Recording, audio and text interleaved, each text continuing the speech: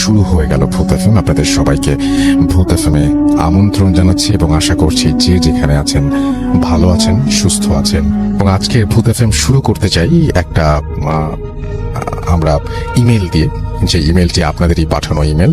চলুন শুনে আসি আমাদের আজকের প্রথম ঘটনা। আসসালামু আলাইকুম লিসেনার্স, রাকিব রেহান বলছি। আমি এখন যে ঘটনাটি শেয়ার করব সেটা আমাকে পাঠিয়েছেন মামুন আব্দুল্লাহ ভাই, বাগেরহাটের ফকিরহাট থেকে। তো আমি তার ভাষার মধ্যে ঘটনাটি শেয়ার করতেছি। ঘটনার সময়কাল ছিল 1920 থেকে 1925 সালের মাঝামাঝি কোনো একটি সময়ে।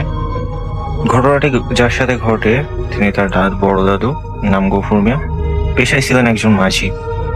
তো গফুর মিয়ার আসলে সাহসের কোনো কমতি ছিল না। তিনি রাত বেরাত খেয়া বেড়াপড় করতেন, ভালো মাছও শিকার করতেন। গফুর মিয়া মাঝি হয় তার পরিবারে বেশ আসলে অভাব ছিল। অভাব রজনের সংসারে তিনি একাই উপার্জনক্ষম ব্যক্তি। গফুর মিয়া একটা সময় সিদ্ধান্ত নেন যে তিনি খেপারে পাশাপাশি রাত্রেবেলা মাছ ধরবেন। তো যেভাবে সেই গাছ পরদিন থেকে জাল নিয়ে তিনি সন্ধ্যা অবধি নৌকা খেপারে পার করতেন এবং সন্ধ্যা শেষে গভীর রাত অবধি তিনি নদীতে মাছ শিকার করতেন। তো একদিন তেমন প্রতিদিনকার মতো তিনি মাছ শিকার করছিলেন আসলে নদীতে। চারিদিকে নিস্তব্ধ পরিবেশ, উপরে চাঁদের আলো।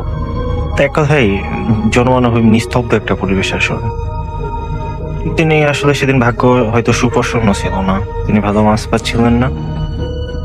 অনেক চেষ্টা করছিলেন আসলে, তিনি ভালো মাছ পাচ্ছিলেন না। তো হঠাৎ তার কানেও নদীর অপর প্রান্ত থেকে একটি আওয়াজ ভেসে আসে, গফুর ভাই, ও গফুর ভাই। তো তিনি বুঝতে পারেন যে নদীর ও প্রান্ত থেকে কেউ তাকে ডাকছেন নদী পারাপারের জন্য। তিনি তাকে অপেক্ষা করতে বলেন এবং জাল গুটিয়ে তিনি তার কাছে যান। মনে মনে ভাবতে থাকেন, আজ মাছও ভালো পেলাম না, একটা লোক পারাপার করতে পারবো, যাক ভালোই হবে। এনাকে পারাপার করেন তিনি বাড়ির উদ্দেশ্যে রওনা দিবেন। তিনি তাকে নিয়ে নদীর এই প্রান্ত থেকে অন্য প্রান্তের উদ্দেশ্যে রওনা দেন। কিছুটা পথ আসার পর তিনি তার সঙ্গে কথা বলতে, নদীর নৌকায় যে লোকটা বসেছিল তার সঙ্গে কথা বলার চেষ্টা করেন। ভাই, কোথা থেকে আসলেন? নৌকায় বসে থাকা লোকটা আসলে সাড়া দেয় না। তিনি আবারও ডাকলেন, ভাই, কোথা থেকে আসলেন? আবারও লোকটি সাড়া দেয় না। তো গফুর মিয়া ভেবে নিলেন এটা হয়তো তার সমস্যায়, কথাটা কম বললেন। তিনি নৌকা দাঁড় বাইতে থাকেন।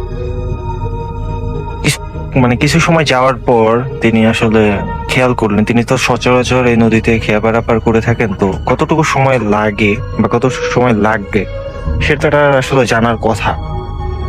তিনি ভাবলেন স্বাভাবিকের যে অনেকক্ষণ দাঁড় বাইছেন, তিনি এখনো মাঝ নদীতে তিনি আসতে পারেননি বা মাঝ নদীতে এসেছেন এমনটা। এবার তার মনে কিছু একটা খটকা লাগে। তিনি লোকটাকে আবার রাখতেন, ভাই, কোথা থেকে আসলেন? এবার নৌকার অপর প্রান্তে বসে থাকা লোকটা তার দিকে মুখ উঁচু করে কথা বলতে শুরু করেন। গফুর মিয়াও যখন মুখ উঁচু করে কথা বলতে যাবেন, তিনি যা দেখলেন সেটা আসলে দেখার কথা ছিল না গফুর মিয়া। তিনি দেখলেন লোকটার দুই হাতে দুটি বাচ্চা, যাদের উচ্চতা ছিল অস্বাভাবিকের চেয়ে অনেক বেশি। চোখ দুটো ছিল গাঢ় লাল। এতক্ষণ আসলে যে কেন সবকিছু উল্টাপাল্টা ঘটছে এটা বুঝতে আর বাকি রইল না গফুর মিয়া।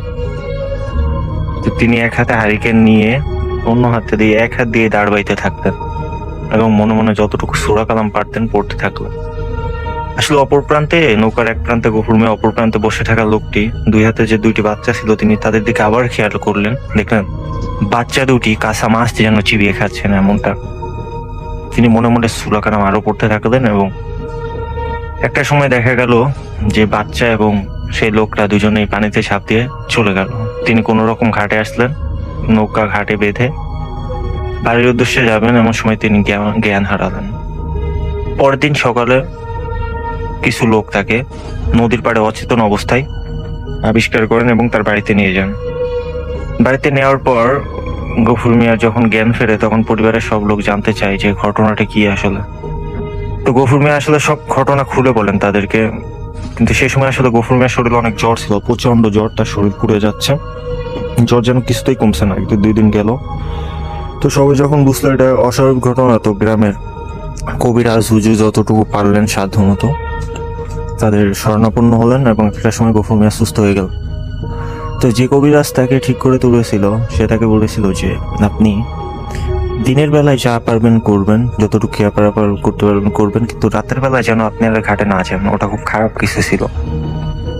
তো গফুর মিয়া একটা সময় যায় যে এসব ভুলে যায় আসলে। তো ভুলে যাওয়ার পর তিনি প্রতিদিনের মতো আবার নদীর খেয়াপাড়াপা করতে যান এবং সাথে জালটা নিয়ে যান। তো মাছ ধরেন, কোনো সমস্যা হয় না। তো হঠাৎ একদিন তার পাশের বাড়ির নিকট আত্মীয় তাকে বলেন যে দূরে একটি গ্রামে তাকে পৌঁছে দিতে হবে খিয়া দিয়ে, বিনিময়ে তিনি তাকে উচ্চ মূল্য দিবেন। তো তিনি বিকালে তাকে নিয়ে রওনা দেন। আস্তে আস্তে আসলে প্রায় সন্ধ্যা হয়ে যায়।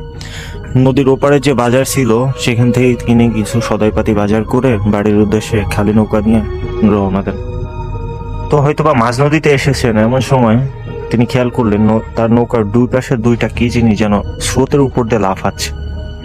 প্রথমে তিনি মাছ ভাবলেও আসলে মাছ তো একবার লাফানোর কথা, প্রতিনিয়ত লাফাচ্ছে। তিনি আফসা আলোয় হারিকেনটা উঁচু করলেন এবং আফসা আলোয় দেখতে পেলেন সেই রাত্রে সে বাচ্চা দুটি দুই পাশে লাফাচ্ছে।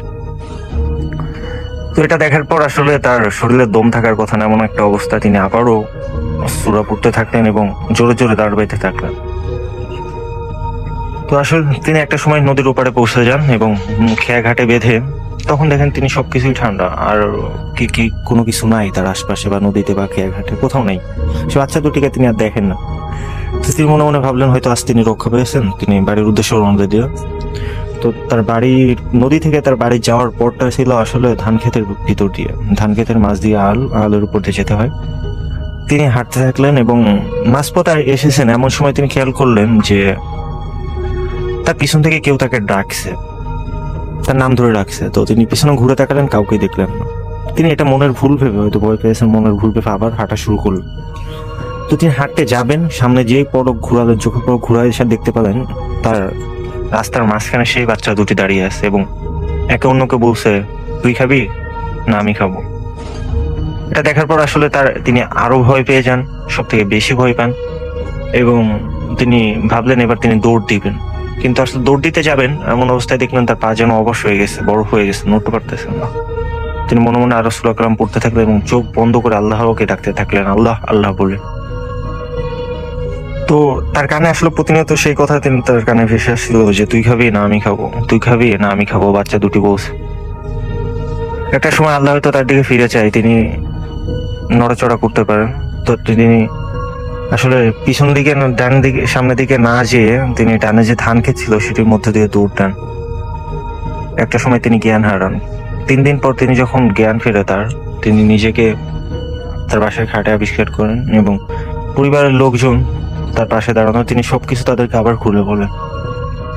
এবং তার শরীরে প্রচন্ড জ্বর ছিল, তার শরীর পুড়ে যাচ্ছিল, কিন্তু এবার অনেক ডাক্তার কবিরাজ দেখানোর পর ঠিক হয় না, তার জ্বর কিছুতেই কমে না। যতটুকু সাধ্য ডাক্তার কবিরাজের কাছে যান, কিন্তু তার জ্বর কিছুতেই ঠিক হয় না এবং কিছুদিন পরেই গফুর মিয়া মারা যান। তো এভাবে একটি মৃত্যুর মধ্য দিয়ে আসলে ঘটনাটি শেষ হয়, যেটা আমাকে মামুন আব্দুল্লাহ ভাই বাগেরহাট থেকে পাঠিয়েছেন। ধন্যবাদ তাকে এবং ধন্যবাদ সকল লিসেনারদেরকে।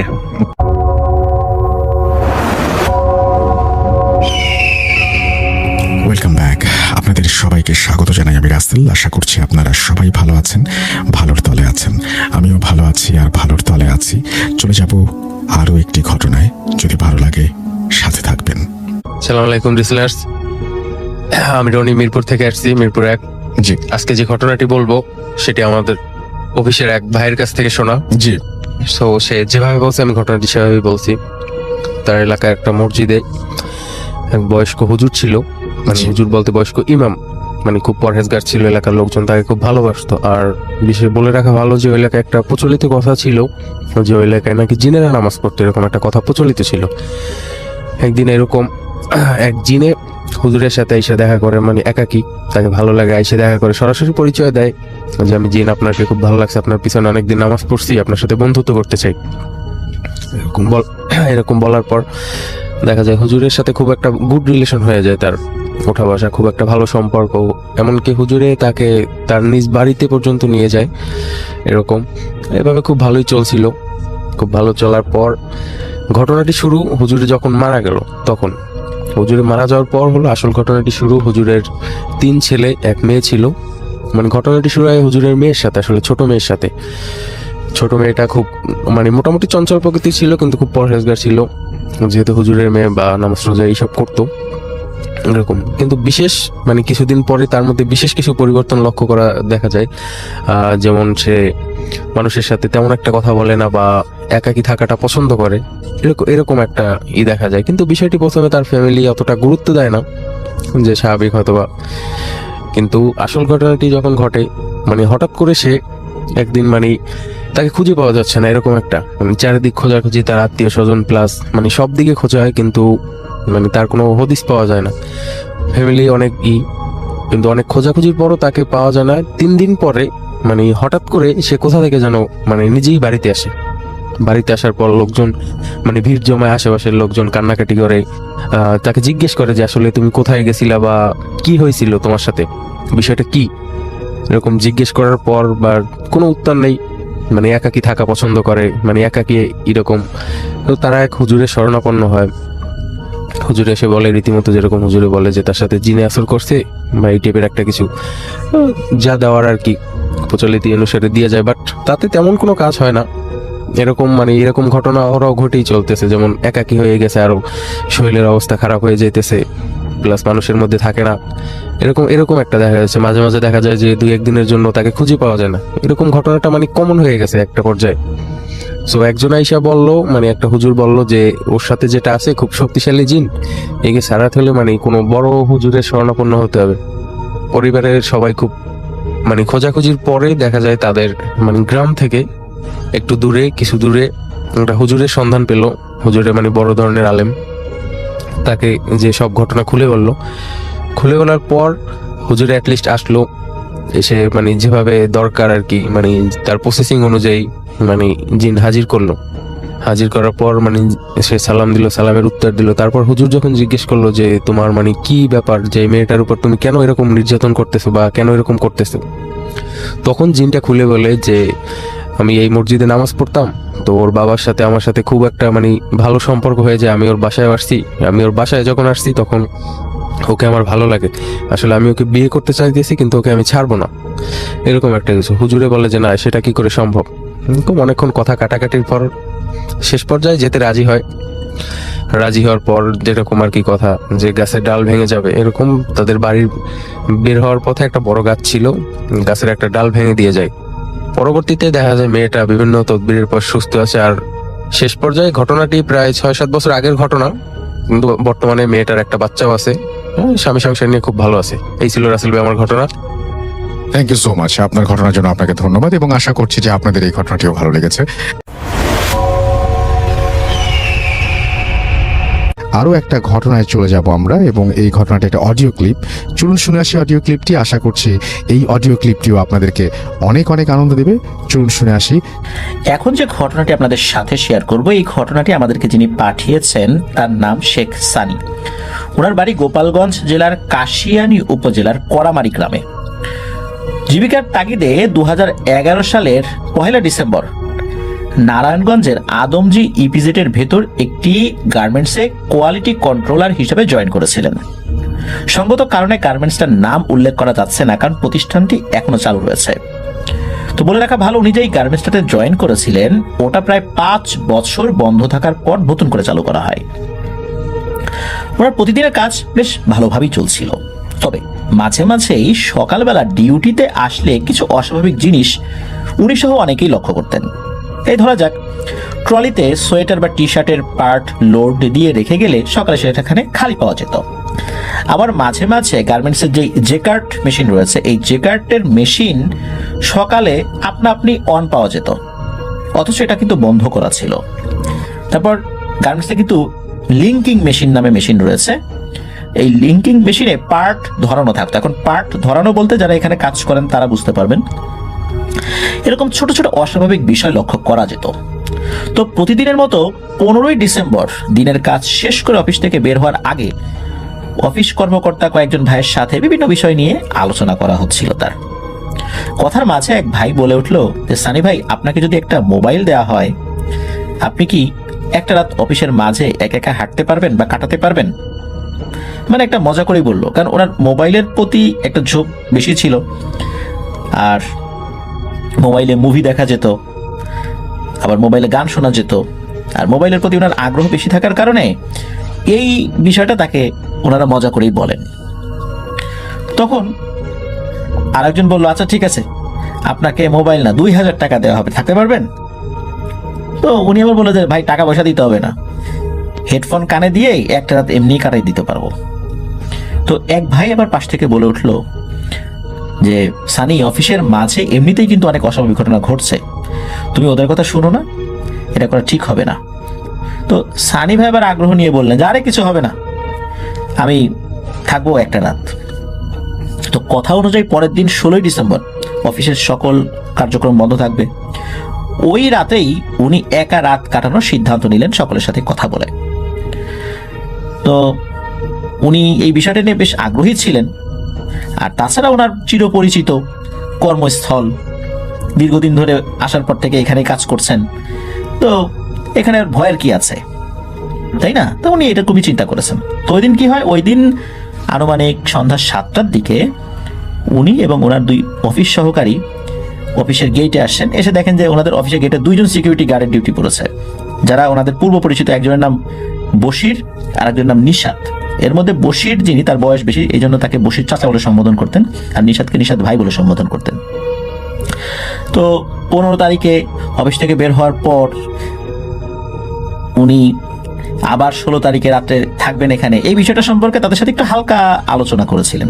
তো ওনারা তাকে নিষেধ করলেন যে না ভাই, এই কাজটা করা ঠিক হবে না, তোমার যাওয়াটা ঠিক হবে না এখানে। ওনারা বললেন যে যদি তোমার কোনো ক্ষয়ক্ষতি হয়, এটা দায়ভার কে নেবে? আর ক্ষয়ক্ষতি হলেও তুমি এই বিষয়টা যদি কাউকে জানাও, তোমার চাকরিও থাকবে না, অনেক ধরনের সমস্যাই হবে। কি দরকার অহেতুক এসব ঝামেলা বাড়ানোর? আর অফিসের সিনিয়র কেউ যদি জানে তাহলে তো আমাদেরও চাকরি যাবে। তখন এই সানি ভাই বললেন যে না না, কেউ জানবে না, ইনশাল্লাহ আমারও কোনো প্রবলেম হবে না।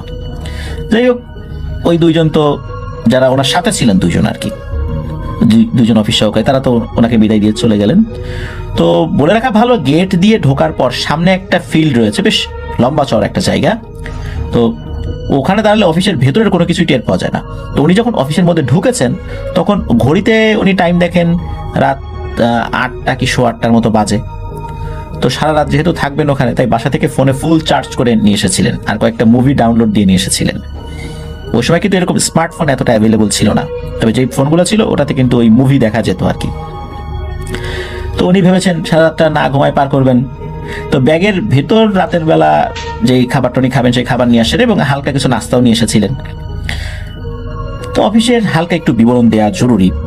ওই অফিসের নিচের ফ্লোরে প্রথম যেটা আর কি, প্রথম জেকার্ট, তারপর লিঙ্কিং শেষে ফিনিশিং সেকশন, তারপর দোতলায় উঠে বাম দিকে অফিসের মসজিদ, যেখানে সবাই নামাজ আদায় করে, আবার ডান দিকেও জেকার্ট।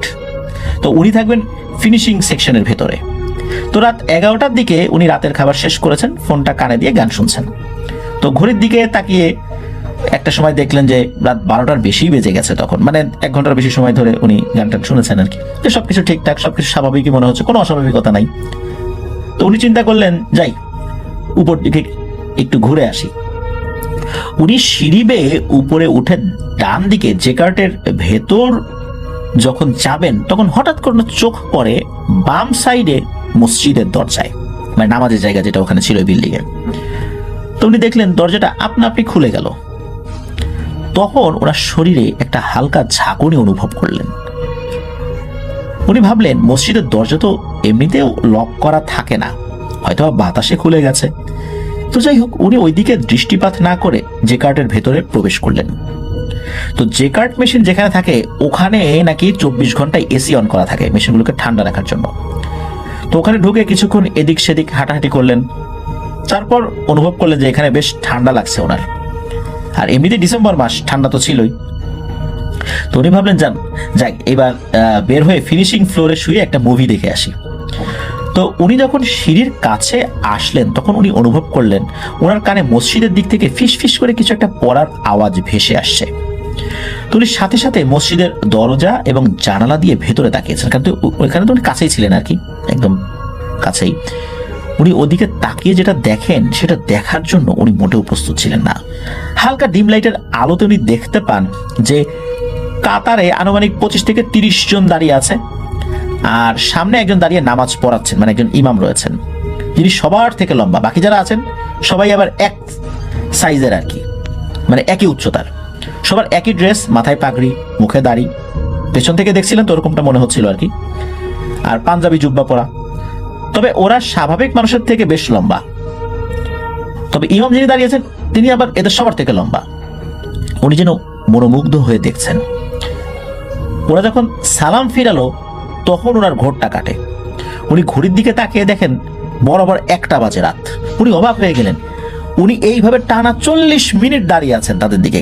কিভাবে এই 40 মিনিট কেটে গেল উনি নিজেও বুঝতে পারলেন না। উনি কি করলেন, ওখান থেকে খুব সতর্কতার সাথে নিচে নামার জন্য একটা সিঁড়িতে পা ফেলেছেন। তখনই ওনার জুতার একটা টাস করে শব্দ হয়, আর তখনই ওই মসজিদের ভেতরে থাকা অবয়বগুলো একসাথে ওই দিকটাতে ঘুরে তাকায়। আর যখনই ঘুরে তাকায় তখন এই সানি ভাইয়ের মেরুদণ্ড দিয়ে একটা ঠান্ডা স্রোত নেমে গেল। সেই স্রোতটা ছিল ভয়ের স্রোত। কেন?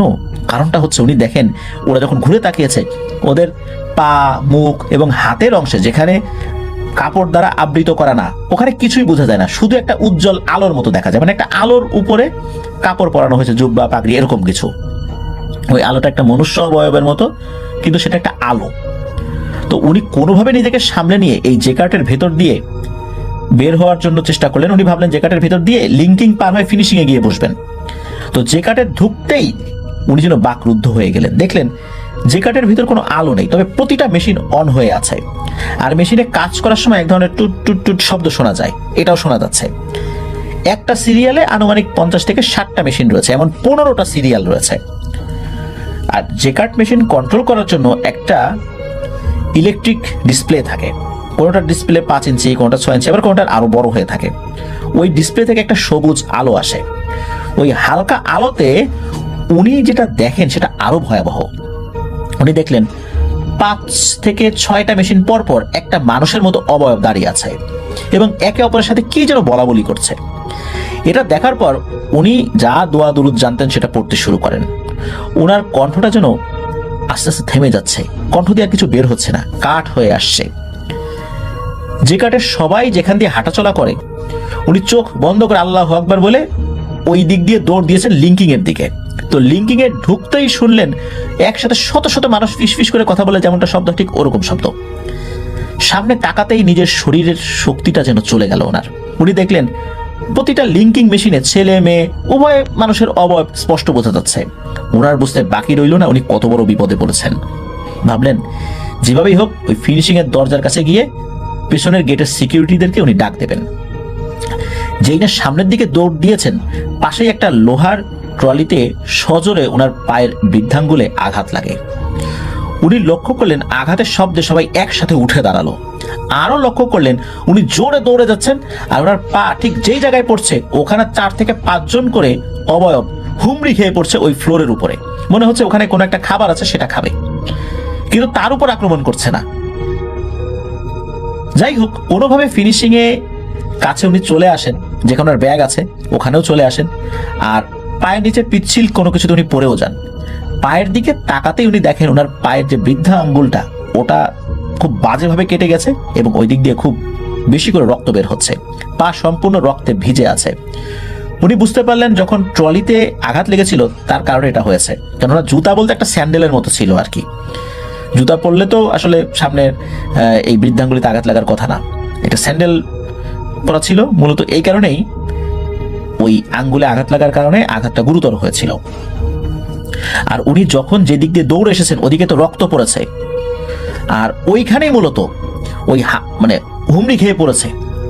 উনি এটাও দেখেন যে 5-6 জন আরেকটা দল সামনের দিকে এগিয়ে এসে এই রক্তের যে ছাপটা যেখানে আছে সেটা জিহবা দিয়ে চেটে চেটে একটা একটা করে শেষ করে আরো সামনের দিকে আসছে, মানে তার দিকে আসছে। আর এদের চেহারাটা তখন উনি দেখেন খুব বিদঘুটে এবং ভয়ঙ্কর। তবে চেহারার বিবরণ উনি আসলে ওইভাবে দিতে পারেন নাই, খুব বিদঘুটে ভয়ঙ্কর ওনার কাছে মনে হয়েছে। এরপর উনি সেন্সলেস হয়ে যান। তো ওখানেই ওনার জ্ঞান আসলে চলে যায়।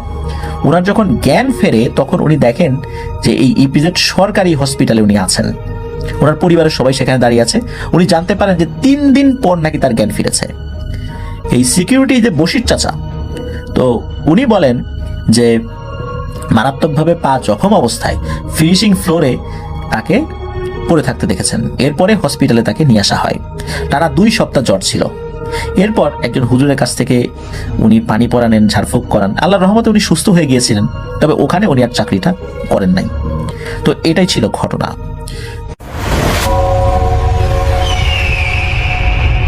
প্রিয় লিসেনার্স, এই এপিসোডে আপনারা শুনবেন গ্রামের ভয়ঙ্কর ঘটনাগুলো। এছাড়াও আরো অনেক ঘটনা শুনতে পাবেন। শুধুমাত্র বাছাইকৃত ভয়ঙ্কর ঘটনাগুলো দিয়ে সাজানো হয়েছে আজকের এপিসোড। আপনারা যারা বাছাই করা ঘটনাগুলো শুনতে চান তারা অবশ্যই এই চ্যানেলটি সাবস্ক্রাইব করে পাশে থাকুন। আর ইতিমধ্যে যারা সাবস্ক্রাইব করেছেন তাদেরকে জানাই অসংখ্য ধন্যবাদ। এই চ্যানেলে অসংখ্য ঘটনা পাবলিশ করা আছে, আপনারা চাইলে সেই ঘটনাগুলো শুনে আসতে পারেন। আমরা প্রতিদিন রাত 10টায় এই চ্যানেলে নতুন নতুন ঘটনা পাবলিশ করি। তো চলুন আজকের ভিডিওতে যে ঘটনাগুলো শেয়ার করেছি প্রথম থেকে শেষ পর্যন্ত শুনে আসি।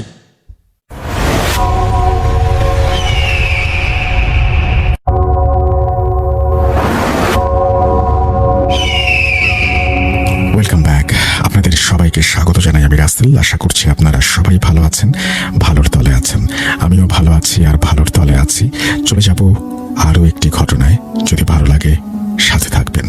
আমার ফুফাতো ভাই যেভাবে বলছে, উনি বলছেন ওনাদের গ্রামের বাড়ি ছিল খিরাটি মনোহরদী, কাপাসিয়া উপজেলা খিরাটি মনোহরদী, আর জেলা নরসিংদী। আমাদের বাড়িও সেই নরসিংদী মনোহরদী। আমার আপন ফুফাতো ভাই, ওনাদের বাড়ির পাশে একটা ঘটনা। তো বাড়ির পাশে যে ছেলে করলো, ওনার ছেলেটার নাম ছিল কাজল। ঠিক আছে, কাজল সে খুব ভালো দেখতে, সে ভালো ছাত্র এবং দেখতে শুনতে খুব সুন্দর। সে মাদ্রাসায় পড়াশোনা করতো। মাদ্রাসা নিজামিয়া কি জানি, এই জামিয়া নিজামিয়া কুতুবখানা কি নাম ছিল একটা, নামটা আমার খেয়াল নেই। বহুত পুরানা মাদ্রাসা। ওইখান থেকে অনেকে আলেম হয়েছে, অনেকে হুজুর হয়েছে, মুফাসসির কোরআন হয়ে বেরিয়েছে। যাই হোক, কাজল ছেলেটা সে মাদ্রাসায় হেফজখানায় পড়তো। বাড়ির পাশেই ছিল মাদ্রাসা। মাঝে মধ্যে শুক্রবারে ছুটি হইলে মাঝে মধ্যে শুক্রবার দিনটা কাটায় আবার রাত্রে আইসা পড়তো। মাদ্রাসা বোর্ডিংয়েই থাকতো আর কি। তা আমরা সবাই জানি যে ভালো ভালো মাদ্রাসা এইগুলি মক্তবে কিন্তু জিনরা কিন্তু পড়ে। জিন আছে, পড়ি আছে, অনেক কিছু আছে। ওইখানে ছেলে মেয়ে একসাথে আলাদা ব্যবস্থা ছিল। মেয়েরা আলাদা একটু পর্দা করে মেয়েরা পড়তো এবং ছেলেরা এক পাশে পড়তো। মাঝখানে পর্দা ছিল আর কি। কোরআনে হাফেজ পড়তো, মক্তব পড়তো। ওই ছেলের নাম ছিল কাজলও পড়তো। কাজল দেখতে কিন্তু খুব সুন্দর, আর তার কোরআনের কণ্ঠও কিন্তু খুব সুন্দর। কাজল বললো তার নিজের কথা, আমার ফুফাতো ভাই বলছে, আমার ফুফাতো ভাই আমার বলছে। কাজল বলছে আমার ফুফাতো ভাইকে, ফুফাতো ভাই আমার বলছে। সেই হিসেবে ঘটনাটা শেয়ার করছেন। তো কাজল বললো আমার ফুফাতো ভাইকে যে আমি এরকম প্রায় সময় খেয়াল করতাম, যখন মাদ্রাসা থেকে আমার ছুটি হইতো, মাঝে মধ্যে শুক্রবার আমি মাগরিবের নামাজ পড়ে বাসায় একটু যাইতাম। যে আমার সাথে 2-3টা মেয়ে, তা আমি এগুলি দেখছি আমার সাথে একসাথেই পড়ে। তারা আমার সাথে 2টা মেয়ে, আমার ডাইনে বামে 2টা মেয়ে আমার সাথে আলাপ করতে বাসায় আসতো। তা আমি প্রথম এগুলি কিছু ভাবি নাই, মনে করছি একসাথে পড়াশোনা করছি, আমার বেসমেট অথবা ছেলে মেয়ে একসাথে মাদ্রাসায় পড়াশোনা করি, এটা আমার বান্ধবী হইতেই পারে, আমার বেসমেট, এটা নিয়ে এত চিন্তা করার কি আছে। তো ঘটনা ঘটলো যখনই আমার কাছে কিছু একটা অস্বাভাবিক একটা প্যারানর্মাল ঘটনা আমার সাথে ঘটতে। একদিন আমি বাসায় আসলাম, আমার একটু ওই মাদ্রাসায় পরীক্ষা পাওয়ার পরে আমার সপ্তাহখানিক ছুটি ছিল। বলা ভালো যে বাসার পাশে মাদ্রাসাটা ছিল খিরাটি, যেটা আমি আগেই বলছি। তাই আমি কোরআন পড়তেছি, দেখি যে আমার পাশে আরেকজন কোরআন শুনে। মাঝে মধ্যে কোরআন এরকম ভুল হইলে যে এই আয়াতটা এতটুকু থেকে এতটুকু আয়াত, এই তেলাওয়াতে এটা ভুল আছে, এটা আবার নতুন করে পড়ো। আমি কি রে, এতদিন তো আমি কোরআন শরীফ পড়তাম, আমার এতে কেউ এই সমস্ত কথা তো কেউ বলতো না, পাশে কেউ ছিল বলে মনে হয় না। কিন্তু এই আয়াতে অমুকটা ভুল আমার ভুল ধরাইয়া দেয়। হ্যাঁ, আবার তোমার কণ্ঠ খুব সুন্দর, হ্যাঁ তুমি একবার সূরা ইয়াসিন বলে তুমি এটা আবার পাঠ করো। তা আমি খুঁজে বেড়াইতাম যে কে এটা, আমার কোরআন শরীফ মাঝে মধ্যে রাত্রে পড়ি আমি। ছেলেটা আবার বলছে আগে চেহারা খুব সুন্দর ছিল এবং তাহাজ্জুদ নামাজ পড়তো এই অল্প বয়সে। তার বয়স ছিল কত, 18 কি 20 এরকম হবে। তে এরকম 2-3 দিন হয়েছে। তৃতীয় দিন দেখা যায় তার পাশে একটা মেয়ে সুন্দর এরকম ঘুমটা পড়া বসা, তার কোরআন শরীফ শুনতেছে। তেলাওয়াতে বলিলে আবার বলিয়া দেয় যে এরম। পরে ছেলেটা বললো যে রাত্রে তখন তাহাজ্জুদ নামাজ পড়ছে। তো ছেলেটার অভ্যাসটা খুব ভালো ছিল, তাহাজ্জুদ নামাজ পড়ে আর ঘুমাইতো না। ফজরের আযান না হওয়া পর্যন্ত অল্প স্বরে, মৃদু স্বরে। আগের দিনে তো বিদ্যুৎ ছিল না, হয়তো বা হারিকেন জ্বালায় এরকম করতো। আমরা হারিকেন বলি, অনেকে কুপিবাতি বলে, আমাদের দেশে আমরা হারিকেন বলি। কাছের চিমটা আছে, ওটার ভিতরে আগুন বইরাতে হারিকেন বলি আমরা। তেল দিত নিচে, হারিকেনের আলুতে এরকম পড়তো। তো বললো যে আপনি কে? আমি কে? আমি তোমার শুভাকাঙ্ক্ষী, আমি তোমার চিনি, তুমি তো আমার চিনো মনে হয়। আমি মাদ্রাসায় আসতে আপনার আমি দেখছি, আমার সাথে বাসায় আসতেন, আপনি কি অমুক কিনা? হ্যাঁ অমুকি, নামটাম বলে না। কয় এখানে আসার উদ্দেশ্য কি? আপনি যদি এরকম করেন প্রতিনিয়ত আমার আম্মা দেখবো, আমি দেখলেও তো এগুলি ভয় পাই। এতদিন তো আমি একা একই বাসায় আমি তাহাজ্জুদ নামাজ পড়া ফজর আদান না করলে তো আমি এগুলি পড়ছি, এখন এগুলি আমার কাছে ভালো লাগে না। পরে বলবো যে আপনি আর আইসেন না, কয় না আমি আসবো, তোমার কোনো ক্ষতি করবো না। পরে কাজল তুই একটু ভয় পায় পরে ওনাদের মুহাদ্দিস হাদিস হুজুর ছিল, ওনার যে মুরব্বী যে তালিম দেয় হুজুরের সাথে ঘটনা বলবো। কয় এটা হয়তো বা কোনো তোমার পছন্দ করে কোনো পরিটুরি হইতে পারে, জিন, তবে ভালো জিন, তোমার কোনো ক্ষতি করবো না। তা তুমি পরের রাত্রে এরকম ঘটলে আমার বইলো। সে কাজলে আবার সেই পরের দিন বললাম যে বন্ধে ছুটিতে বাসায় আসছে, পরের দিনও তাহাজ্জুদ নামাজ পড়ার পরে এরকম দেখে যে বেশি যেখানে কোরআন শরীফ পড়তেছে, প্রথমে তো একজন দেখছে, আজকে দেখে যে দুইজন এরকম মেয়ে একটু দূরে বসে কিন্তু কোনো ছায়া নাই, তারা কোরআন শরীফ পড়তেছে, তারা আবার তার সাথে সাথে কোরআন শরীফ কিন্তু মানুষ দেখা যায় না, গলার কণ্ঠ খারাপ না ভালো। পরে যে আপনার এরকম দূরে থাকে না, একদিন সামনে আসেন একদিন আসেন না, এইগুলি করলে তো আমার ভয় পাই, আমি এখানে কোরআন শরীফ পড়ি, এগুলি করা তো ঠিক না। পরে হুজুরকে তার আব্বা আম্মারে বলে নাই, পরে যে তার আম্মা একদিন টের পাইছে, বুঝছে তুই রাত্রেবেলা কোরআন শরীফ পড়ো ভালো কথা, মাঝে মধ্যে কোরআন শরীফ এরকম বন্ধ করে তুই কার সাথে কথা বলিস? মা তোমার বলতে চাই না আমি, কিন্তু ঘটনা তো এই ঘটনা। এরকম প্রথম দিন একটা মেয়ে আসছে, আমার কোরআন শরীফ পড়া ভুল হইলে ভুল ধরায় দেয়, অমুক আয়াত এটা অমুক থেকে এত আয়াত পর্যন্ত এটা ভুল হয়েছে, ভালো কথা। এরপরের দিন আমি দুজন মেয়েরই দেখছি, ঠিক আছে। অনেক সময় আমার পাশে কোরআন শরীফ শুনে বসে আবার কত করে তাকায় দেখি বেমালুম কেউ নাই। কয় তাহলে চিন্তা করি তুই আমি তোর মা লাগে, তুই আমার এগুলি কইবি না? মা তোমার কইতে চাই নাই, কোন সময় কি ভয় পাওয়া আবার কি মাদ্রাসা দেওয়া বন্ধ করে দাও? কয় না এগুলি তো একটা সিরিয়াস ব্যাপার, তো এগুলি তো হুজুর কইতেই। তারা কি করলো, ওই হুজুরে কইলো যে হুজুর এরকম ঘটনা, আমার ছেলে তো জানেন তো, ছেলে চুপচাপ নিরিবিলি মাদ্রাসা দেয়, এই মাদ্রাসায় 100 ছাত্রের মধ্যে আমার ছেলেটাকে তুলনা করা যাবে না, সে খুব বদল। আমি জানি আপনার ছেলে ক্লাসও ভালো এবং রোল নাম্বার 1 হয়েছে এবং তাফসিরে 100-র মধ্যে 90 পায়, সে ভালো, তার গলার কণ্ঠও খুব ভালো। এই কারণে হয়তো বা দুইটা মেয়ে মনে হয় সম্ভবত করি, তারা তারে দূরের থেকে তারে ফলো করে এবং দুইটার থেকে একটা তারে পছন্দ করে অলরেডি। তো এটা বৈঠক বসাইতে হবে, এইটাই করলো। যেহেতু সময় কম আমি এত সংক্ষিপ্ত বলে দিচ্ছি, তো হুজুরে বললো যে ডাকালে যে তোমরা মধ্যে তোমরা কি দুজন তারা পছন্দ করো? হ্যাঁ। দুইজন পছন্দ করলে তো হইব না, কে বেশি পছন্দ করো? একটা পরি বললো যে আমি পছন্দ করি। এখন ঘটনা চক্রে কাজলের আম্মা, আগের দিনে তো গ্রাম দেশের নিয়ম ছিল যে ছেলে মেয়েদেরকে 22 বা 23-এর ভিতরে বিয়া শাদী করাই দিত। কাজলের বয়স তখন 21-22 এরকম ছিল। তো কাজলের মা চিন্তা করলো যে এটা বিয়া শাদী আমি করাই দিই, ঘরে বউ আনলে হয়তো বা জিনটা আসর ছাড়াই দিলে আর কোনো সমস্যা হইব না। কাজলের মা চিন্তা করলো যে ঠিক আছে ছেলেরে বিয়া দিয়ে তুমি, এরকম চিন্তা ভাবনা করলো। হুজুরে করলো যে আপাতত তাবিজ টাবিজ ব্যবহার করো তুমি, আশা করি কোনো সমস্যা হবে না। তারপরে ষষ্ঠ রাত্রে গিয়া, যেদিন মাদ্রাসা খুলবো, 7ম 7 দিন বন্ধ, ওই দিন আবার আসলো আয়সা, ওই মেয়ে একদম স্বরূপে চেহারাই আসলো। আয়সা বললো তোমার আম্মা বিয়া শাদী ঠিক করছে, কিন্তু আমি তোমার পছন্দ করি, এখন তোমার আম্মা তুমি বুঝাই বলো যে আমি তোমার কোনো ক্ষতি করবো না, আমি তোমার স্ত্রী হিসেবে থাকতে চাই আজীবন। কাজল কয় তুমি তো পরিজাত, ঠিক আছে, আর আমরা হলে মানুষ জাত, এটা তো দুইটা আসলে মিল হয় না, এটা কিভাবে শুনবো? How it possible? এটা তো আমার আম্মা অ্যালাউ করবো না, হুজুর তো অ্যালাউ করবোই না। অ্যালাউ না করলেও তোমার তো মেয়েটা আবার ভালো, তোমার তো বলতে হবে, ঠিক আছে। তোমার আম্মারে ডাকাও। তার আম্মার একদিন ডাকাইছে, সরাসরি দেখা দিছে, কথা বলছে যে আপনার ছেলেটা আমি পছন্দ করি খুব, কিন্তু আপনি অন্য জায়গায় বোন না, আমরা আপনার ছেলে কোনো ক্ষতি করবো না, আমি যদি আমগো দেশে নিয়ে যেতে চাই তার নিয়ে যাবো, ওইখানে নিয়ে সুখে শান্তিতে বসবাস করবো, অথবা আপনি যদি বলেন মাঝে মধ্যে আমি আসবো, কিন্তু কোনো ক্ষতি করবো না আপনাকে, ঠিক আছে, ঘরে কাজ করবো যাতে ভালো করে দিন। এটা তো হয় না, এন তেন না, কেন হয় না? আমার ছেলের তো আমি কোনো খারাপ দৃষ্টিতে দেখি না। তর্কাতর্কি করলো, কয় না আমি যাবো না। তে হুজুর রে ডাকাইলো, হুজুরে বললো যে ঠিক আছে এরকম যাইতে চায় না, তো পরে ঠিক আছে আমি আবার আব্বা আমার দেখাই আনি, আপনার ছেলে রেখে তুমি দেখাইতে নিয়ে তুমি তো ফেরত দিবে না। এই সমস্ত ঘটনা তো আমরা জানি, তোমরা একবার একটা দেশে গেলে কেউ নিয়ে গেলে তোমরা কি ফেরত দাও নাকি? সস্তা কথা।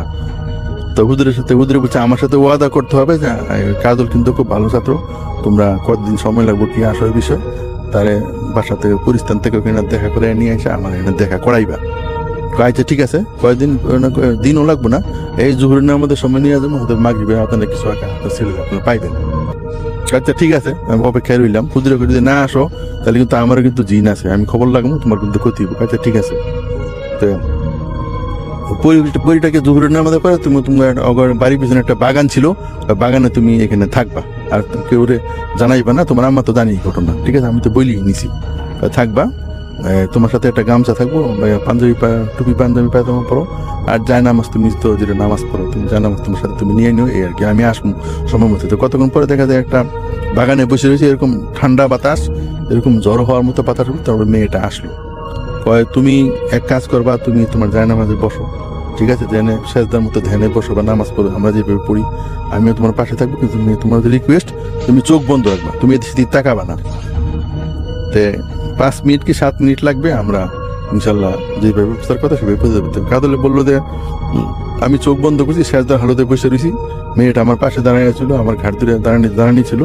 আমি দেখলাম যে মুহূর্তের মধ্যে, পলকের মধ্যে আমি একটু ভয়ে ভয়ে, এটা কাদল নিজের কথা বলতেছে, ভয়ে ভয়ে এরকম চোখ পিটি পিটি পিটি পিটি করে আমি তাকাই নিচে, দেখি যে এরকম দ্রুত বাতাসের বেগে এরকম শা কইরা এরকম উড়ে যেতেছি, ঠিক আছে। যেটাকে বলা হয় যে ম্যাজিক্যাল কার্পেট, যেটাকে আমরা বলি আর কি, ম্যাজিক্যাল কার্পেট মানে জাদুর জায়নামাজ, ঠিক আছে, কার্পেট এরকম উড়ে উড়ে আলিফ ফেলে আমরা দেখছি অবশ্য, আমি এরকম উড়ে উড়ে যায়, এরকম অনেকটা সেরকম। আমি নিজে আগে বিশ্বাস করতাম না, জিনপুরি এগুলি খুব অনেক ক্ষমতা দিছে আল্লাহ অথবা আছে, তারা বিভিন্ন মন্ত্রতন্ত্র করে, বিভিন্ন দোয়া কালামের কারণে তারা মুহূর্তের মধ্যে এক জগৎ থেকে অন্য জায়গায় যাইতে পারে, এরকম আমি আগেও ঘটনা শুনছি। এটা আপনারা বিশ্বাস করেন কিনা এটা আমি জানি না, তো ঘটনা আমি শুনছি, এবং আমি না আর অনেকেই আমারে বলছে, এই ভূতের এখানে FM এ যারা আসে আগে উপরে হয়তো বলছে এটা ঘটনা কিন্তু সত্য, ঠিক আছে। মুহূর্তের মধ্যে তারা কোন জায়গায় যায়, গিয়ে দেশ থেকে মিষ্টি নিয়ে আইসা পড়ে, ঠিক আছে, বাজারের থেকে আইসা পড়ে, এগুলি তারা পারে, ঠিক আছে, এগুলি তাদের ক্ষমতা আছে। যাই হোক, গেছে, যাওয়ার পরে ওইখানে তার আব্বার কাছে নিয়ে গেছে, তুই এই মানব জমিন মানব সন্তান, এটা তুই কেন আনছ, এখানে তো তুই পছন্দ করলেই হইব, তো বয়স তো মাত্র কম, হ্যাঁ বয়স তো 22-23, তাদের সমাজ অনুযায়ী তার বিয়ার বয়স। এখন কইতেছে যে কাদলে বলতেছে যে আপনার মেয়ের বয়স কত, 800 বছর। কাদলের মাথায় হাত দিছে, 800 বছর, এখন আপনার মেয়ে ইয়া হয় নাই, সাবালক হয় নাই, তাহলে কেমনি কি হইব? বাবা, আমগো দেশে এক একটা জিন কমপক্ষে 2000, 2500, 3000, 3500 বছর পর্যন্ত বাঁচে না। 800 বছর বয়স হইলে তোমাদের এখানে যে 22 বছর যেটা তোমরা বিয়ে শাদী করাও বা করে অনেকে, 25 বছরে মোটামুটি সাবালক, আমগো 800 বছর মানে সে তার বয়স হয়েছে 12 কি 13, এখনো সে ষোড়শী বা ষোড়শী কন্যা হয় নাই বা অষ্টাদশী পরে নাই। 16তে ষোড়শী বলে, 18কে অষ্টাদশী বলে। 800 বছর হয়ে গেছে গা, এখনো কি জিনের সঙ্গে অনুযায়ী বলতেছে আমার মেয়ে নাবালক, তার মানে 1000 বছর বা 1200 বছর হইলে সে সাবালক হইব, তারপরে তাহলে যেটা কিভাবে সম্ভব? এটা সম্ভব, এটা কোনো ব্যাপার না। ওয়েট করতে আমার ছিল 800 বছর, এই তো কিছুদিন পরে সে 900 করলে আমরা এটা বিয়ে দিতে পারি। আমাদের এখানে নিয়ম আছে, আমাদের জিনের নিয়ম আছে, তারা দেয়। এখন তোমার আম্মা রাজি হইবে কিনা তুমি গিয়ে বলো, আর তুই গেলি বলে শুনে আনছো, কয় আব্বা আনছি, এরকম মানুষের মতো কথাবার্তা। পরে বেশি কিন্তু সময় আমার হাতে নাই, আমারে তারা আমি নিয়ে আসছি জোহরের নামাজের পরে, তারা মাগরিবের নামাজের আগে তারা বাসায় পৌঁছাই দিব, এটা কোনো সমস্যা নাই। আমি সাথে 2টা জিন পাঠাইতেছি। তা কি করলো, কাদলের মতো আগের বৈশা সে যায় না, আমাদের বিষয় খুব দ্রুত আবার বাসায় ফিরে আসলো। আইসা মায়ের ডাক দিলে ঘটনা এগুলো মা এরম তার আব্বা তো বলতেছে তার মেয়ে বুঝে সাবালক হয় না, অথচ বয়স বলে 800। ঘটনাটা শুনে আমারও হাসি পাইল, ঠিক আছে। তো এখন বলে আরো সময় লাগবে, তো সময় লাগলে ভালো, তাহলে তুমি সেরা দাও, কবে তুমি তোমার মেয়ে সাবালক হইব, আর আমি কাদলের জন্য মেয়ে ঠিক করছি, এগুলি কি হয় নাকি? ঠিক আছে, এইগুলি করার পরে এই কোনমতি ছাড়তেছে না, মেয়ে কয়ে যে মা আমি আর সারা বাসন না আনতেন, জিনের ওই পরিটা বলতেছে বাসায় গিয়া। এর মধ্যে আরেক ঘটনা করছে, পরির ওই মেয়ে ওই পরিটারে ওই জিন দেশের আরেক পুরুষ জিন তারে পছন্দ করতো, কিন্তু তার বাপে আবার রাজি না, বিভিন্ন ঝামেলা। তো এই সেই কইরা তো হুজুরে কইলা যে তাবিজ টাবিজ দিয়া, তারপরে ওই পরিটারে মানে তাবিজ টাবিজ দিতে পারে, কাছে আসতে পারে না, না আমাদের সময় দেখা সাক্ষাৎ দেয় না, দূরের থেকে দেখে কয়েকদিন ধরে এগুলি বন্ধ ছিল। কিন্তু যখন তারা হুজুরে কইছে যে এটা আসলে সময় না নিয়ে আপনি ছেলের বিয়া শাদী করাইতেছেন, আমার মন টিকে না, কি সংসার টিকে কিনা, যেহেতু জিনপুরি ব্যাপার, এগুলি তো পরে বিয়া শাদী করলে হিতি বিপরীত হইতে পারে, পরি না কুশলে ঝামেলা আছে। তা আপনি মা হিসেবে বিয়া শাদী করাইতে চান, আমার কোনো আপত্তি নেই, আমি তাবিজ কলম দিয়ে দিলাম। তো মোটামুটি এই ঘটনার আরো 1-2 মাস পরে কাজল একটা মাত্রই ছেলে ছিল, যে বাবা তো আগেই মারা গেছে, কাজল আম্মা বলতেছে আমারও হায়াত পুরে আছে, আমি কবে বাঁচি মরি আমার কোনো ঠিক নাই, আমি ছেলেটাকে একটা বিয়ে শাদী করাই, একটা বউ আমি ঘরে একটা বউ আনতে চাই, দেখতে চাই সংসারটা কেমন, এই আর কি আমার শেষ পছন্দ। তো ঠিক আছে, কথাবার্তা। ছেলে কয় যে আম্মা আর কিছুদিন পড়াশোনা করি হইলো না, তারপরে মেয়েটার আইন না তারা বিয়া শাদী করায়। কিন্তু ঘটনা করছে ওই দিন যেদিন বিয়া শাদী করায় আনছে বউ, ওই দিনই ঘরের মধ্যে দুনিয়ার সে রাত্রেবেলা যখন বউয়া ঘরে বসতে, টিনের ঘর ছিল তো আগের দিনের, আর কি বড় বড় এরকম চাক্কা, এরকম ঠাস ঠুস বাড়ির মধ্যে বড় বড় এরকম 5 ইঞ্চি ইটের এরকম ঢিল দিয়ে মনে হয় যে বাড়ি বাতাসে চারিদিকে টিনের চাল উড়াই ফেলাইবে, এই অবস্থা করতেছে, ঠিক আছে। তো নতুন বইগুলি ভয় পাইছে, কয় আপনাকে বাসার মধ্যে এরকম কি টিন এরকম রাত্রেবেলা আমরা ঘুমাইতে পারি নাই, টিনের চার পরে সকালে উঠে টিন একটা খুললেই ফেলাইছে, ঠিক আছে, টিনের স্ক্রু তো এগুলি স্ক্রু খুলে ফেলাইছে। আর কাজ হলে কয় যে আমার শরীরে এরকম একবার জ্বর আসে একবার জ্বর সারে, তো এগুলিকে বউ তো ভয় পাইছে, তো হুজুরের কাছে হুজুর সমস্যা হয়েছে, সমস্যা তো এটা আমি আপনার আগেই বলছি, ঠিক আছে, আমরা হয়তো বজুর করে তাবিজ কবজ দিয়ে পরি আমরা ছাড়াইছি, কিন্তু পরি তো মনের থেকে তারে ছাড়ে নাই, ঠিক আছে, যেই কারণে আজকে আবার বউ আনছেন ঘরের ভিতরে, সেই কারণে আপনারা এরকম পরে চিন্তা করলো তো ঠিক আছে, এটা পরবর্তী বৈঠক দিতে হইব। তো বৈঠকের পরে ওই যে পরি বাপেরও আনছে হুজুরে বলছে যে এটা তো মানব সন্তান, এটা তো যে আপনার মেয়ে পরি, এটা তো এইভাবে হয় না। তো পরে তারা কি করলো, তো ঠিক আছে আমার মেয়ের বুঝাবো, তো আপনারা এটা ছেড়ে দিব, তারা পরে বুক দিতে হইব। এখন কয় কি বুক দিতে হইব, যে আমার মেয়ে এরকম কাজলে গিয়া ওই চৌরাস্তার মনে একটা বেলগাছ আছে, ওইখানে নিয়ে 2টা খাসি এটা দিয়ে দিতে হবে, সে একলা যাইতে হইব, যদি হয় তাহলে আমরা ছেড়ে দিব। তখন তারা মোটামুটি পয়সা ওলা ছিল, এখন বউ বিয়া করে ফেলাইছে, বাচ্চা ছেলে তো বাঁচাইতে হইব, তারা এই হুজুরের কথা মতো খাসি দেয়, দেওয়ার পরে মোটামুটি তারপরে এটা বন্ধ হয়েছে। মোটামুটি এখনো তারা ঘর করতেছে, কাজল তার বউ নিয়ে আছে, কোনো সমস্যা নেই, তারা মোটামুটি স্বাভাবিক হয়েছে, আর কোনো সমস্যা নেই। এই ছিল আমার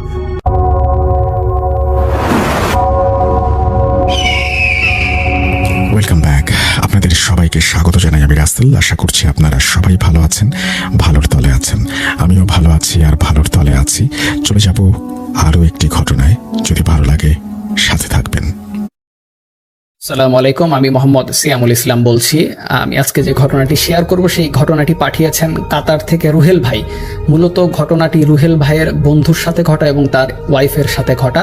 তিনি তার বন্ধুর নাম এবং তার ওয়াইফের নাম বলতে নিষেধ করেছেন, তাই আমি তাদের ছদ্মনাম ব্যবহার করছি।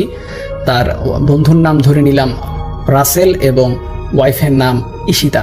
তো আমি সরাসরি ঘটনায় চলে যাচ্ছি। ঘটনাটি বেশ কয়েক বছর আগে, যখন ঈশিতা ক্লাস 10-এ পড়তো, তখন তাদের স্কুলে রাসেল ভাইয়ের সাথে তার পরিচয় হয় এবং ঈশিতা এবং রাসেল ভাই একে অপরকে পছন্দ করে এবং তাদের মধ্যে একটা সম্পর্ক তৈরি হয়। কিন্তু ঈশিতাকে অন্য একটি ছেলে পছন্দ করে, কিন্তু ঈশিতা ওই ছেলেটাকে পছন্দ করে না। বারবার পছন্দ না করার কারণে ঈশিতার প্রতি রাগান্বিত হয়ে হিংসাবোধ থেকে ওই ছেলেটি একটি কবিরাজের কাছে গিয়ে এবং ঈশিতার চুল কোনো ক্রমে ম্যানেজ করে সে কবিরাজের কাছে গিয়ে তাকে তাবিজ করে বসে। তো তাবিজ করে কবিরাজের কথা মতো ঈশিতা যে রাস্তায় চলাচল করতো সেই রাস্তার কোনো এক পাশে তিনি ওই তাবিজের যে পুটলিটা তিনি ওই মাটির মাঝে গেড়ে আসে, পুঁতে আসে। তো এরপর থেকে যা হয়, ওই রাস্তা দিয়ে যখন ঈশিতা চলাচল করতে থাকতো তখনই তার গায়ের মধ্যে প্রচণ্ড জ্বালা পড়া হতো এবং ওই রাস্তা পার হয়ে তিনি যখন বাসায় যেতেন তখন তার এতটা জ্বালা পড়া হতো না। তবে ঈশিতা খুব শারীরিক অবস্থার অবনতি হচ্ছিল এবং তার মাথা শুকিয়ে যাচ্ছিল এবং শারীরিক অবস্থার অবনতি হওয়ার সাথে সাথে তিনি অনেক অদ্ভুত মাঝে মাঝে স্বপ্ন দেখতেন। তো মাঝে মাঝে যেগুলো অদ্ভুত স্বপ্ন দেখতেন, তিনি দেখতেন হয়তো কেউ তাকে স্বপ্নে এসে ভয় দেখাচ্ছেন। তো দিনকে দিন তার স্বপ্নটি খুবই ভয়ানক হতে শুরু করে এবং একসময় তিনি রেগুলারই বাজে স্বপ্ন দেখতে থাকেন এবং তার মাথা একেবারে শুকিয়ে যাচ্ছিল এবং শরীরও শুকিয়ে যাচ্ছিল, চিকন হয়ে যাচ্ছিল আর কি। তিনি মাঝে মাঝে এবং রেগুলার যে স্বপ্নটা দেখতেন, তিনি দেখতেন যে একটি বৃদ্ধ মহিলা তাকে এসে বলছে যে তার মাথার চুল ফেরত দিতে। যদি সে তার মাথার চুল ফেরত না দেয় তাহলে সে ঈশিতাকে নিয়ে যাবে। তো তিনি স্বাভাবিকভাবে এটা প্রথমে ভালো মতো বিষয়টি মাথায় নেননি, তবে আস্তে আস্তে যখন দেখছিলেন তার শরীরের অবস্থার অবনতি হচ্ছিল তখন তিনি আস্তে আস্তে তার মা বাবাকে জানায়। তো বাবা মা বিষয়টিকে আসলে খুব সিরিয়াসলি যে নিয়েছেন তা না, তার বাবা মা ভেবেছেন হয়তো শারীরিক সমস্যা, তিনি অন্যান্য ব্যবস্থা নিয়েছেন। তো একবার তার বাবা রাতে ঘুমিয়েছিল এবং তার বাবা রাতে যে স্বপ্নটা দেখে যে তার মেয়ে তার পাশে বসে কান্না করতেছে।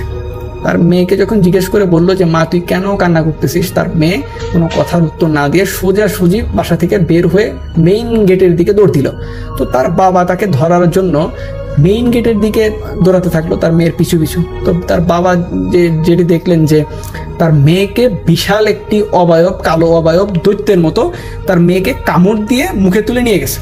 তো তিনি স্বপ্নে এটা দেখার পর সাথে সাথে ঘুম থেকে উঠে গেলেন এবং ঘুম থেকে ওঠার পর তার স্ত্রীকে ডাক দিলেন। স্ত্রীকে ডাক দিয়ে তিনি তার মেয়ের রুমে গেলেন, গিয়ে দেখলেন তার মেয়ে ঘুমিয়ে আছে। তারপর তার বাবা বিষয়টাকে সিরিয়াসলি নিলেন এবং তার বাবা পরের দিন গিয়ে এলাকার যে আলেম ছিল সেই আলেমের সাথে কথা বলে। তো আলেম বলে যে সাধারণভাবে যে একদিন সময় চায় এবং পরের দিন তাকে জানাবে। তো পরের দিন সেই আলেম তার বাবাকে যেটা বলে যে তার মেয়ের উপর তাবিজ করা হয়েছে এবং যে তাবিজটা করেছে সে তাকে আপনার মেয়ে চেনে এবং যে তাবিজ করেছে সে নতুন নতুন তাবিজ করা শিখতেছে। তার মানে তার তাবিজ করার মাঝে কিছুটা ভুল ছিল, মানে নতুন নতুন শেখার কারণে সে পরিপূর্ণ সঠিকভাবে তাবিজটি করতে পারে নাই, যার কারণে একটু উল্টা রিয়াকশন দেখা দিছে। তো তার মেয়েকে যখন তার বাবা জিজ্ঞেস করে যে কোনো ছেলে তোকে পছন্দ করে কিনা, তো মেয়েটি বললো যে তার ক্লাসে একটি ছেলে ছিল, ছেলেটির নাম অমুক, সেই ছেলেটি তাকে পছন্দ করত। তো তার বাবা ছেলেটির নাম আলেমকে দেয়, ওই আলেম তারপরে বলে যে হ্যাঁ এই ছেলেটি ব্ল্যাক ম্যাজিক করেছে, তাবিজ করেছে। তো এই কথা শোনার পর মেয়েটির বাবা সরাসরি গ্রামের মেম্বার, তারপর গ্রামের যে মুরব্বী ছিল তাদেরকে নিয়ে ওই ছেলের বাসায় চলে যায়। ওই ছেলের বাসায় যাওয়ার পরে ওই ছেলেকে এবং ছেলের বাবা মাকে সবার সামনে অপমান করে এবং এক সময় ওই ছেলে বলতে বাধ্য হয় এবং স্বীকার করে যে হ্যাঁ সেই ছেলেটাই সে ব্ল্যাক ম্যাজিক করেছে। তো তাকে জিজ্ঞেস করা হলো যে ব্ল্যাক ম্যাজিক কোথায় করেছে, তো সে বললো যে রাস্তার ওই প্রান্তে আমি এক পুটলি গেড়ে ওর মধ্যে ব্ল্যাক ম্যাজিক করেছে, ওর মধ্যে তাবিজ গাড়া আছে। তো স্বাভাবিকভাবে আলেম ওই রাস্তার প্রান্তে গিয়ে পুটলির মধ্যে ওই তাবিজটুকু নষ্ট করে ফেলে। তো এইভাবে তার আপাতত সমাপ্তি ঘটে। কিন্তু বিয়ের 3 মাস পরের কাহিনী, এই বিয়ে মানে বিয়ে বলতে ঈশিতা এবং রাসেল ভাইয়ের মাঝখানে যে বিয়ে, রাসেল ভাইয়ের যে বিয়ে হয়, তো বিয়ে হওয়ার 3 মাসের মধ্যে কোনো ঘটনা ঘটে। কিন্তু 3 মাস যাওয়ার পরে একদিন রাসেল ভাই বাইরে থেকে আসলো, বাইরে থেকে আসার পর দেখলো যে তার স্ত্রী মাথায় চুল ছেড়ে এবং ঘোমটা ছাড়া বসে আছে। তো স্বাভাবিকভাবে রাসেল ভাই জিজ্ঞেস করলো যে তুমি কেন এভাবে বসে আছো? তো সাথে সাথে তার বউ উত্তর দিল যে আমি তোর জন্য বসে আছি, তোর অপেক্ষাতেই আছি। তো কণ্ঠ ছিল একটু ভয়াবহ এবং অন্য কণ্ঠের মতোই ছিল। তা রাসেল বললো যে তুমি এরকম ভাবে ব্যবহার করতেছো, তোমার কথাবার্তা এরকম কেন? এই কথা বলার সাথে সাথেই ঈশিতা আপা যেটা করে সেটা হলো রাসেল ভাইকে গলা টিপে ধরে। গলা টিপে ধরার পর রাসেল ভাই স্বাভাবিকভাবে নিজেকে ছাড়িয়ে নেয়, ছাড়িয়ে দেওয়ার পরে ঈশিতাকে একটা ধাক্কা মারে।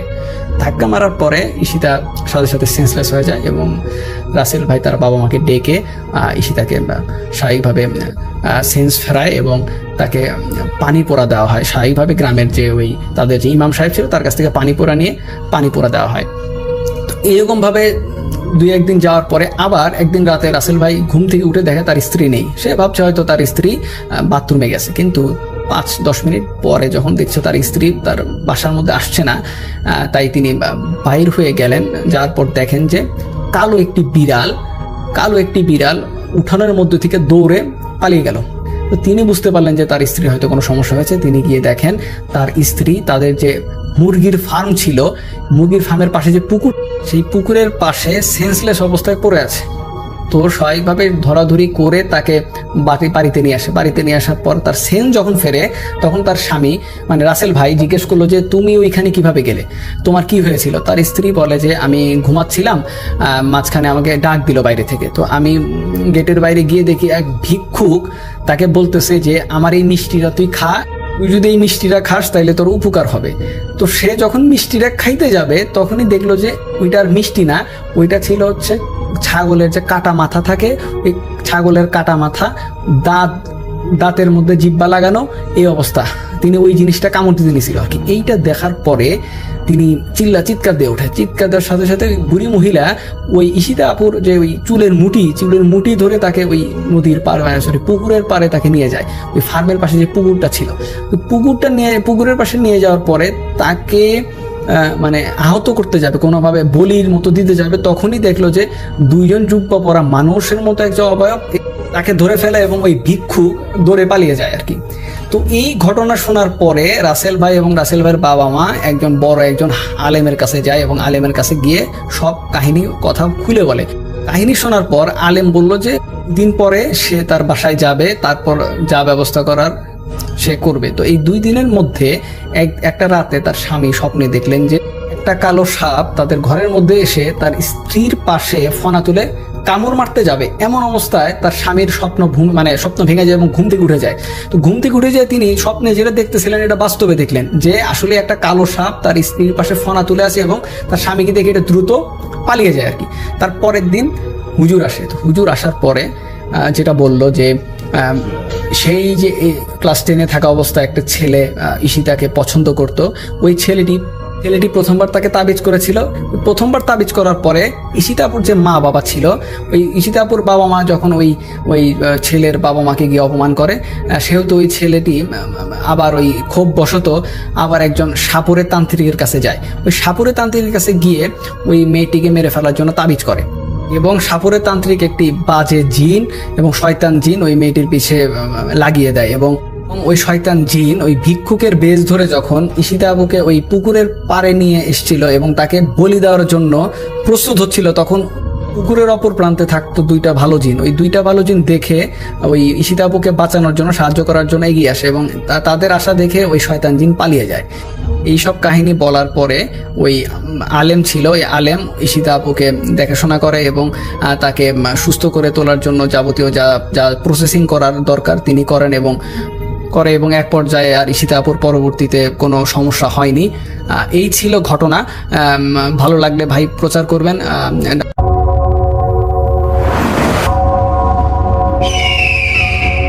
Welcome back.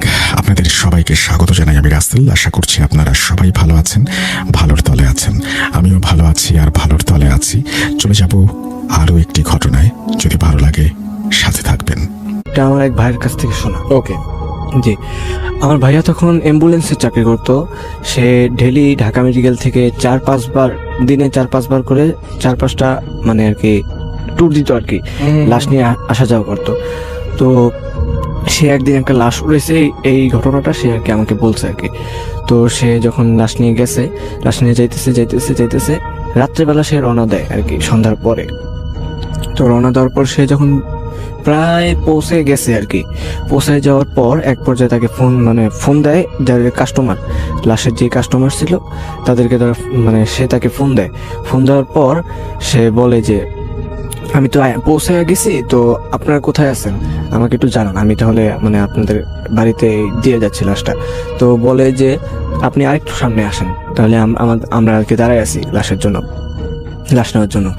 তো এরপরে সে সামনে যাওয়া শুরু করে। সামনে যাওয়ার পরে দেখে যে একটা গলি পড়ে, সেই গলির ভিতরে ঢোকার পরে তারপর হঠাৎ করেই যেন সে পথ হারায় ফেলার পরে সে বুঝতেছে না এখন ডানে যাবে না বামে যাবে।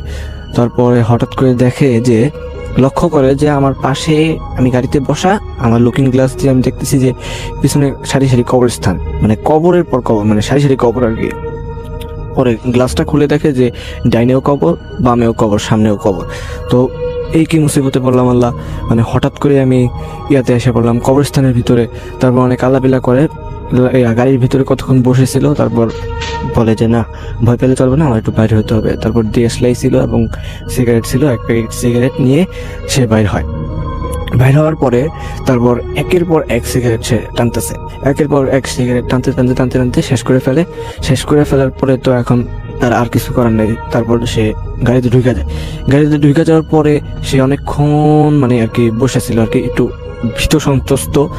তো তাদেরকে যে ফোন দিবে এই ওয়েও নাই, যে কাস্টমারদের কাছে যে ফোন দিবে লাশের কাস্টমার, এই ওয়েও নয়। দেখে যে নেটওয়ার্ক তার ডিসকানেক্টেড, এমন জায়গায় আসছে যে তার কোনো এই পাশে কোনো নেটওয়ার্কের যে ইয়াগুলা একটাও নাই।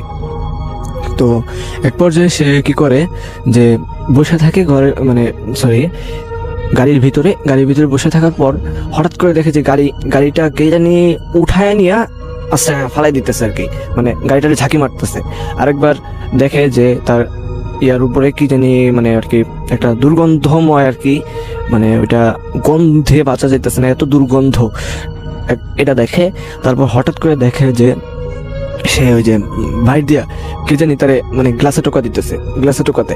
তারপর আবার এরকম দেখে যে অনেকক্ষণ তারে জ্বালা যন্ত্রণা করে, প্রায় 3-4 ঘন্টার মতো।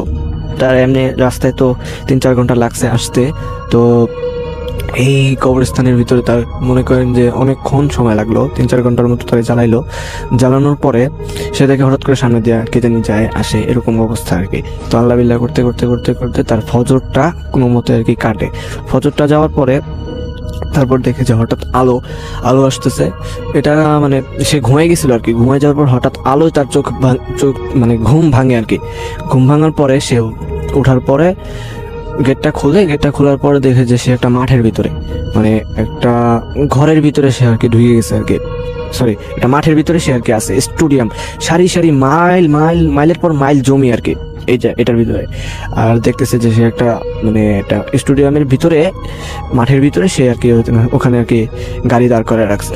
তো এরপরে কি করে সে, এরপরে সে আর কি একটা কাজ করলো, তাদেরকে ফোন দেওয়ার পরে তারপর বলে যে ইচ্ছা মতো গালিগালাজ করছে যে যারা কাস্টমার, যে আমরা জানাজা আজকেই দিতাম, আজকে ফজরের পরেই জানাজা হইতো তার, আপনি কই গেছেন, আপনার ফোন দিয়ে পাওয়া যাচ্ছে না, আপনার ফোন বলে বন্ধ, এই সেই মানে অনেক কিছু বলার পরে তারপর সে কি করে যে তারপর তাদেরকে মানে এখন লোকেশনটা জানানোর পরে তারপর তাকে করে কি বলে যে তাদেরকে এই লাশটা আর কি দিয়ে আসার পরে তাকে করে এই যে তাকে আর কি বিদায় দেওয়ার পরে তারপর সে আর কি বাসায় সহি সালামতে পৌঁছতে পারে। এবং এরপরে তাদেরকে মানে আর কি এরপর আর কি আলহামদুলিল্লাহ ঠিকঠাক হয়ে যায়। এটা আমার প্রথম ঘটনা। Alright.